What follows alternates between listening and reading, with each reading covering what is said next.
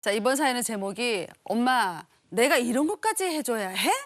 뭘 부탁할 때마다 면박 주는 딸입니다. 자, 사연 읽어드리겠습니다. 안녕하세요. 30대 딸이랑 같이 사는 60대 엄마입니다. 나이 드니까 딸한테 부탁하는 일이 참 많아졌어요. 일단 노안이 오니까 글씨가 안 보여서 설명서를 대신 읽어달라고 할 때도 있고요. 제가 독수리 타법의 컴맹이다 보니까 컴퓨터를 해야 할 게 있으면 다 딸을 시킵니다. 요즘 디지털로 바뀐 건 어찌나 또 많은지 딸내미 없이는 물건 하나도 못 사는 경우가 태반이에요. 그러다 보니까 딸의 짜증이 폭발했습니다. 엄마, 내가 이런 거까지 해줘야 돼? 아유, 엄마도 시키지만 말고 좀 배워. 이렇게 얘기합니다. 아주 민망스러워 죽겠습니다. 아니, 배워도 돌아서면 까먹고 배워도 돌아서면 까먹고 저더러 어떡합니까? 아니, 부탁만 하면 엄마한테 면박 주니까 엄마로서 자꾸 주눅들어 초라해집니다. 이런 상황을 어떻게 해결할 수 있을까요?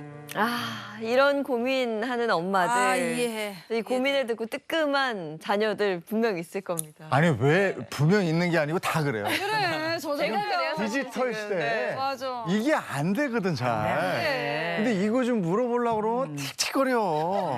해주긴 해주는데 뭐라 그러니까. 근데 이렇게 면박 당하고 나면 참 뭐라 그럴 수도 없고 참 마음은 안 좋고 그러거든요. 하여튼 세상에서 자식이 제일 치사해요.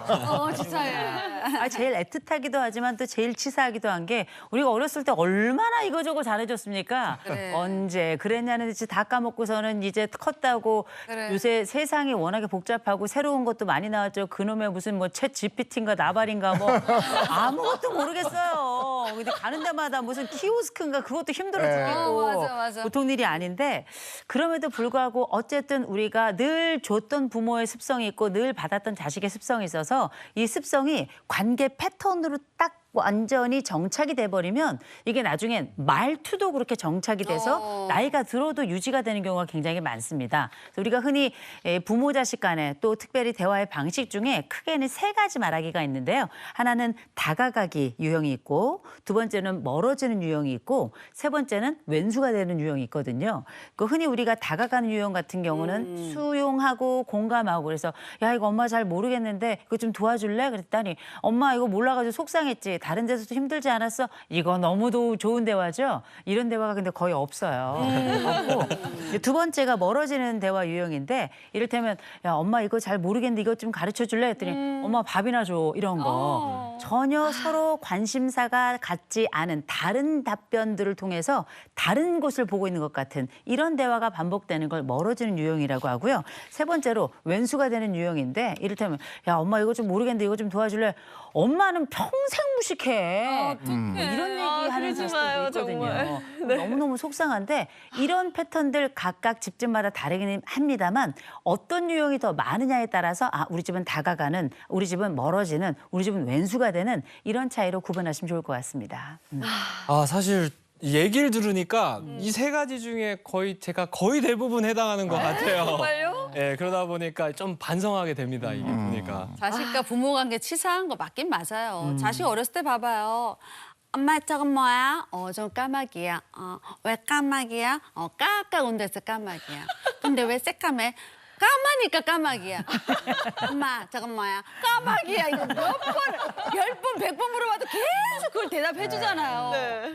근데 지금 부모가 자식한테 몇 번 좀 해달라고 그러면 뭐 귀찮아. 저 엄마 배워 이런 얘기하니까 얼마나 서운하겠어요. 아니 얘네들이 지들이 어떻게 컸는지를 다 기억하면 네. 미안해서 못 살아요. 그러면 근데 기억을 못 하니까 사는 거예요. 네, 맞아. 근데 갈수록 이제 부모들이 자식에게 도와달라 도움을 청할 일이 많을 텐데 이 문제를 어떻게 해결하면 좋을까요? 참 우리가 나이가 들어가고 애들이 같이 성장해 가면서 이제 애들이 다 성인이 될 순간이 오잖아요. 근데 이게 참 희한한 게 옛날하고 좀 다르게 지금은 섭섭한 건 많아지는데 말은 점점 못 하겠어요. 이게 참 희한한 게 그러면 남들 인간관계 하는 것처럼 아예 딱 손절을 한다? 이게 또 핏줄은 손절도 어렵습니다. 네. 이런 상황이 되니까 저는 먼저 말씀드리기를 우리가 급한 놈이 우물 판다고 그래요. 앞으로 세상 계속 달라질 거라서 좀 치사하고 더러운 자식이 있다 그럴 때 섭섭하구나 이렇게만 볼 게 아니에요. 맞아. 그들도 답변하는 게 한두 번 하는 게 아니기 때문에 어려울 수 있거든요.